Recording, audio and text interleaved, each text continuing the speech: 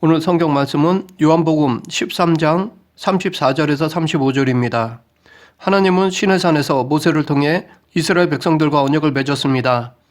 그래서 하나님은 이 언약에 입각해서 이스라엘 백성들이 순종하면 복을, 불순종하면 저주를 내리셨습니다. 하나님께 순종하는 것은 하나님의 뜻을 따르는 것입니다. 그래서 하나님은 이스라엘 백성들이 순종할 수 있도록 당신의 뜻을 가르쳐 주셨는데 그것이 율법입니다. 이스라엘 백성들은 이 율법을 따라 살기만 하면 언제나 하나님의 보호와 인도를 받을 수 있었습니다. 그렇기 때문에 이스라엘 백성들에게 율법은 형통의 보증 수표였습니다. 그러나 실제로 이 율법이 유다 백성들을 행복으로 이끌지는 못했습니다. 왜냐하면 이것은 율법 자체에 문제가 있는 것이 아니라 이들이 율법을 온전히 따르지 못했기 때문입니다. 하나님께 예배를 드렸지만 이방신과 혼합하였습니다. 다시 말해 우상 숭배를 행했습니다. 또한 하나님의 뜻을 알면서도 거슬러 불의를 행했습니다. 그로 인해 구약시대 때 하나님께 징계를 받아 바벨론 포로로 잡혀갔습니다. 반면에 신약 때는 우상 숭배는 하지는 않았지만 율법의 정신을 버리고 그 형식만 취했습니다. 율법주의에 빠졌습니다. 이들은 겉으로 드러나는 외식으로만 율법을 따랐습니다. 그리고 남들과 비교하여 자신을 높이거나 남을 정죄하는 것에만 관심을 가졌습니다. 율법으로 하나님의 의를 이루는 것이 아니라 자기의 의를 주장하고 남을 정죄하였습니다. 그로 인해 사람들에게 율법은 무거운 짐이 되었습니다. 이렇게 무거운 율법주의의 멍에를 맨 백성들에게 예수 그리스도는 수고하고 무거운 짐진 자들아 다 내게로 오라. 내가 너희를 쉬게 하리라 라고 하셨습니다. 이렇게 우리들에게 참 안식을 허락하신 예수 그리스도께서 새 계명을 주셨습니다. 본문을 통해 예수 그리스도께서 명령하신 새 계명에 대해 살펴보겠습니다. 34절 새 계명을 너에게 주노니 서로 사랑하라. 내가 너희를 사랑한 것 같이 너희도 서로 사랑하라. 예수님께서는 제자들에게 새 계명을 주셨습니다. 이 새 계명은 당시 제자들에게만 해당되는 것이 아닙니다. 지금 우리들에게도 유효한 것입니다. 그러므로 우리도 이 새 계명에 관심을 갖고 순종해야 할 것입니다. 그러면 새 계명이 무엇인가요? 서로 사랑하라 라는 것입니다. 여기서 서로 사랑하라는 것을 다른 말로 하면 이웃사랑이라고 말할 수 있습니다. 그러면 예수님께서 말씀하신 새 계명이라는 이웃사랑은 구약에는 없는 것인가요? 전혀 없다가 예수님이 처음으로 말해서 새 계명이라고 말씀하신 것인가요? 아닙니다.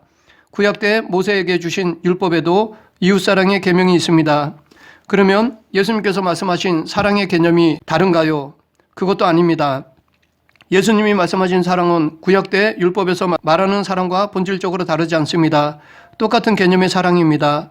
하나님은 과거 시내산에서 모세에게 원수를 갚지 말며 동포를 원망하지 말며 이웃사랑하기를 내 몸과 같이 하라. 나는 여호와니라 라고 말씀하셨습니다. 여기서 말하는 사랑과 예수님께서 주신 새 계명에서 말하는 사랑은 같은 의미입니다. 이처럼 하나님은 이미 1500년 전부터 서로 사랑하라고 말씀하셨습니다.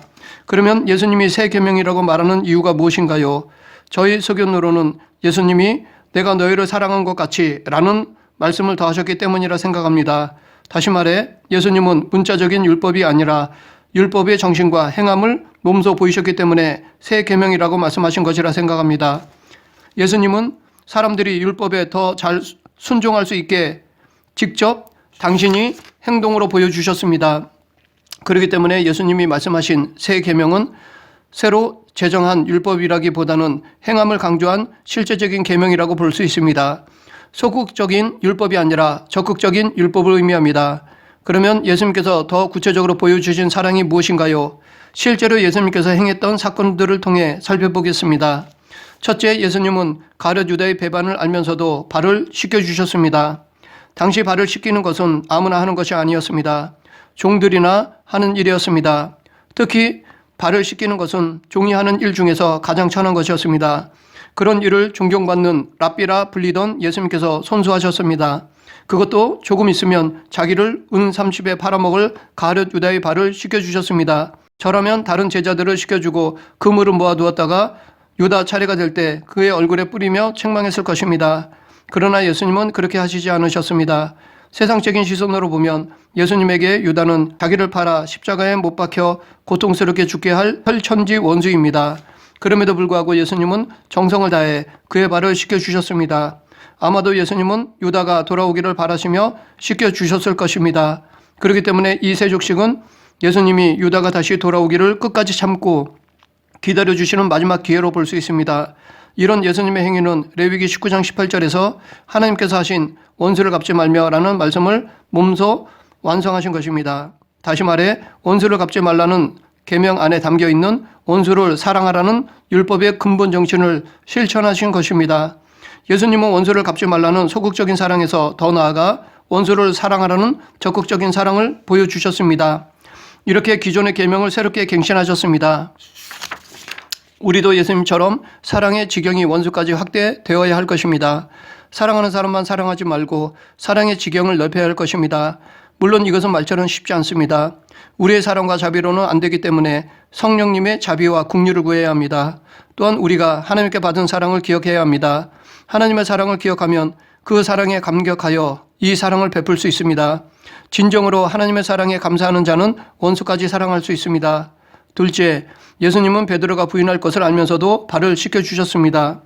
예수님께서 제자들에게 오늘 밤에 너희가 다 나를 버리리라고 말씀하셨습니다. 그러자 베드로는 정의감에 불타 모두 주를 버릴지라도 나는 결코 버리지 않겠나이다 라고 하였습니다. 사람들 앞에서 이 말을 할 때 베드로는 자신감이 있었을 것입니다.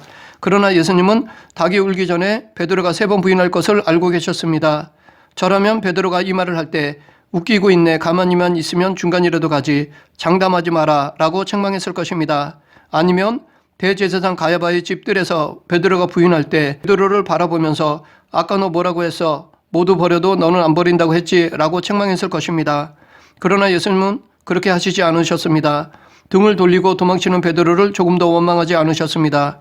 미워하지 않으셨습니다. 오히려 부활하셔서 베드로가 이 사건으로 낙심하고 있을 때 직접 찾아가 주셨습니다. 그리고 내가 나를 사랑하느냐라고 질문하시고 내 양을 먹이라, 내 양을 치라, 내 양을 먹이라 라고 말씀하셨습니다. 이렇게 베드로를 용서하시고 다시 회복시켜 주셨습니다.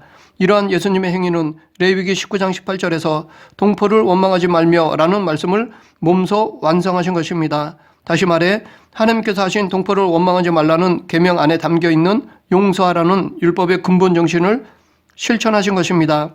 예수님은 동포를 원망하지 말라는 소극적인 사랑에서 더 나아가 용서하라는 적극적인 사랑을 보여주셨습니다. 이렇게 기존의 계명을 새롭게 갱신하셨습니다. 이처럼 우리도 이웃의 잘못을 용서해야 합니다. 예수님께서 말씀하신 것처럼 7번뿐 아니라 7번씩 70번이라도 해야 합니다. 이것도 쉽지 않습니다. 3번을 넘기기도 전에 화병으로 죽을 수도 있습니다. 다른 사람들이 나를 물처럼 볼 수 있습니다. 그렇기 때문에 용서도 내가 하나님께 죄 용서를 받은 것을 인정해야 남을 용서할 수 있습니다. 반대로 내 죄를 사해 주신 것에 감사가 없다면 절대로 우리는 남을 용서할 수가 없습니다. 만약 용서한다면 그것은 거래가 될 수 있습니다. 셋째, 예수님은 자기를 죽이는 사람을 향하여 중보기도 하셨습니다. 예수님은 자신을 십자가에 못 박고 조롱하는 자들을 향해 그들을 저주하지 않으셨습니다. 오히려 그들을 긍휼히 여겨주시고 그들의 죄를 용서해 주실 것을 하나님께 간구했습니다. 예수님은 죽어가시면서까지 아버지여 저희를 사하여 주옵소서, 자기의 하는 것을 알지 못함이니이다 라고 말씀하셨습니다. 저라면 저들의 죄를 기억하시어 삼족을 멸해 주시고 천대까지 저주하여 주옵소서라고 기도했을 것입니다. 아니면 전능하니까 능력을 발휘하여 십자가에서 내려와 혼내주었을 것입니다. 그러나 예수님은 그렇게 하시지 않으셨습니다. 그들의 잘못을 참아주시고 오히려 그들의 죄에 대한 책임을 사하여 주실 것을 간구했습니다. 이런 예수님의 행위는 레위기 19장 18절에서 하나님께서 하신 이웃 사랑하기를 내 몸같이 사랑하라는 말씀을 몸소 완성하신 것입니다. 다시 말해 이웃을 내 몸같이 사랑하라는 계명 안에 담겨있는 핍박하는 자를 위해 기도하라는 율법의 근본 정신을 실천하신 것입니다.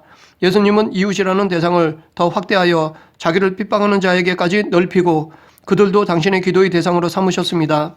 이렇게 기존의 계명을 새롭게 갱신하셨습니다. 우리의 기도의 대상도 지경을 넓혀야 합니다. 혈연, 지연, 학연의 이익관계를 넘어 나를 핍박하는 자에게까지 이르러야 할 것입니다. 이 또한 쉽지 않습니다. 어쩌면 이것은 미친 짓으로도 보일 수 있습니다. 그렇기 때문에 이것은 자기를 부인하지 않는 한 불가능합니다. 자기를 부인하고 예수님을 따를 때 우리는 우리를 핍박하는 자에게까지 기도의 지경을 넓힐 수 있습니다. 지금까지 살펴본 세 계명으로서의 서로 사랑하라는 말은 관념이 아니라 사랑의 실천임을 살펴보았습니다. 이 사랑은 과거 율법에도 있었지만 실천을 가미해 갱신된 것입니다. 새 계명은 레위기 19장 18절에서 하나님이 말씀하신 계명을 없애는 것이 아니라 더 온전한 의미로 갱신하는 것입니다. 이것은 마치 새 포도주는 새 부대에 넣는 것과 같습니다. 이렇게 실천하는 사랑이 진정한 사랑입니다. 사랑은 행위로 표현하지 않으면 실제하지 않습니다. 말로 하는 사랑이나 생각하는 사랑은 관념일 뿐입니다. 실제가 아닙니다. 사랑은 행위로 실천해야지만 실존할 수 있습니다. 이것은 사랑뿐 아니라 믿음도 마찬가지입니다. 믿음도 말로만이나 생각만이라면 관념일 뿐이지 실존이 아닙니다. 그런 믿음으로 열매를 맺을 수 없습니다. 그래서 야고보 사도는 행함이 없는 믿음은 죽은 믿음이라고 했습니다. 행위로 실천해야 진정한 믿음입니다. 그런데 우리가 믿음의 행위와 사랑의 행위를 보면 서로 연결되어 있습니다. 실제로 믿음의 실천이 곧 사랑입니다. 즉 믿음의 행위가 사랑입니다. 왜냐하면 하나님에 대한 예배, 기도, 봉사, 헌신 등의 믿음의 행위는 하나님 사랑, 이웃 사랑에서 비롯된 것입니다. 그렇기 때문에 믿음의 행위가 곧 사랑의 행위라고 말할 수 있습니다. 믿음은 사랑으로 완성되는 것입니다. 역으로 사랑은 믿음에서 비롯되어야 합니다. 믿음 없는 사랑 행위는 온전한 사랑이 아닙니다. 자기중심의 쾌락입니다. 하나님에 대한 믿음에 근거한 사랑이 온전한 사랑입니다. 이렇게 사랑과 믿음은 하나로 볼 수 있습니다. 그런데 당시 종교 지도자들은 사랑을 알고 있었지만 실천이 없었습니다. 그들은 계명을 머릿속에만 담아두었을 뿐이었습니다. 그래서 예수님은 새 계명이라고 말씀하시며 내가 너희를 사랑한 것 같이 라고 실천을 더해 주신 것입니다. 그러면 이렇게 새 계명을 주신 이유가 무엇인가요? 35절 너희가 서로 사랑하면 이로써 모든 사람이 너희가 내 제자인 줄 알리라. 새 계명을 주신 것은 우리가 사랑을 실천함으로 예수님의 제자임을 증거할 수 있기 때문입니다. 이 말을 바꿔 말하면 예수님의 제자는 사랑을 실천해야 한다는 것입니다. 이것은 예수님의 제자가 되기 위한 필수 조건이 사랑이라는 것입니다. 그러면 왜 예수님의 제자는 사랑을 실천해야 할까요? 믿음은 사랑의 실천으로 증거되며 율법의 완성은 사랑으로 이루어지기 때문입니다. 참고로 율법도 행위를 통해 실존합니다. 모든 율법을 정리하면 10계명으로 요약됩니다. 이 10계명을 정리하면 하나님 사랑, 이웃 사랑으로 요약됩니다. 이 두 개를 정리하면 사랑으로 요약됩니다. 그러므로 사랑이 율법의 완성입니다. 그러면 예수님의 제자가 되기 위한 또 다른 조건은 무엇입니까? 예수님은 누가복음 14장 26, 27절에서 무릇 내게 오는 자가 자기 부모와 처자와 형제와 자매와 및 자기 목숨까지 미워하지 아니하면 능히 나의 제자가 되지 못하고 누구든지 자기 십자가를 지고 나를 따르지 않는 자도 능히 나의 제자가 되지 못하리라 라고 말씀하셨습니다. 여기서 두 가지로 나누어 보면 첫째로 자기 부모와 처자와 형제와 자매와 및 자기 목숨까지 미워하지 아니하면입니다. 여기서 미워하다는 말은 덜 사랑하다라는 의미입니다. 그렇기 때문에 이 모든 것을 예수님보다 덜 사랑해야 한다는 것입니다. 그런데 자기 부모와 처자와 형제와 자매와 및 자기 목숨은 자기를 둘러싼 것입니다. 그래서 여기서 나만 없으면 이 관계는 존재하지 않습니다. 그렇기 때문에 이 말은 마태복음 16장 24절에서의 자기 부정과 일맥상통합니다. 예수님의 제자가 되려면 이 모든 것보다 예수님을 더 사랑해야 한다는 것입니다. 다시 말해 자기를 부정해야 합니다. 둘째로 자기 십자가를 지고 나를 쫓지 않는 자입니다. 여기서 십자가는 당시 사형 틀로서 죽음을 의미합니다. 그렇기 때문에 예수님의 제자가 되려면 죽을 각오를 해야 한다는 것입니다. 혹은 죽기까지 예수님을 따라야 한다는 것입니다. 그래서 사도 요한도 그가 우리를 위하여 목숨을 버리셨으니 우리가 이로써 사랑을 알고 우리도 형제를 위하여 목숨을 버리는 것이 마땅하니라 라고 하였습니다. 실제로 바울, 베드로, 스데반, 야고보 등 예수님을 따르던 제자들은 하나같이 목숨까지 아까워하지 않고 죽기까지 충성했습니다. 정리하면 누가복음 14장 26, 27절에서 예수님의 제자가 되는 조건은 마태복음 16장 24절에서 예수님의 제자 조건인 자기를 부정하고 자기 십자가를 지나는 것으로 요약할 수 있습니다. 반면에 본문에서 예수님의 제자 조건을 서로 사랑하는 것으로 말하고 있습니다. 이 둘을 합하여 정리하면 마태복음 16장과 누가복음 14장에서 말하는 자기를 부인하고 자기 십자가를 지라는 말은 하나님 사랑으로 볼 수 있습니다. 그리고 본문에서 말하는 서로 사랑하라는 말은 이웃사랑이라 할 수 있습니다. 그렇기 때문에 예수님께서 말씀하신 제자의 조건은 하나님 사랑, 이웃사랑입니다. 한마디로 사랑입니다. 말씀을 정리하겠습니다. 예수님께서 명하신 새 계명은 서로 사랑하라는 것입니다. 내가 너희를 사랑한 것 같이 사랑하라는 것입니다. 이 말씀은 전에도 있었지만 예수님께서 직접 구체적으로 본을 보여주시며 실천을 강조하셨기에 새 계명이라 할 수 있습니다. 그러므로 우리도 예수님을 본받아 사랑을 실천해야 합니다. 행함으로 사랑을 드러내고 사랑을 실천함으로 예수 그리스도의 제자임을 증거해야 합니다. 구체적인 상황에서 구체적인 언행으로 사랑을 실천하는 저와 여러분이 되길 간절히 축원합니다. 기도하겠습니다. 사랑과 은혜가 풍성하신 하나님 아버지, 예수님께서 새 계명이라고 말씀하신 사랑의 실천을 온전히 이루는 그리스도인이 되게 하여 주시옵소서.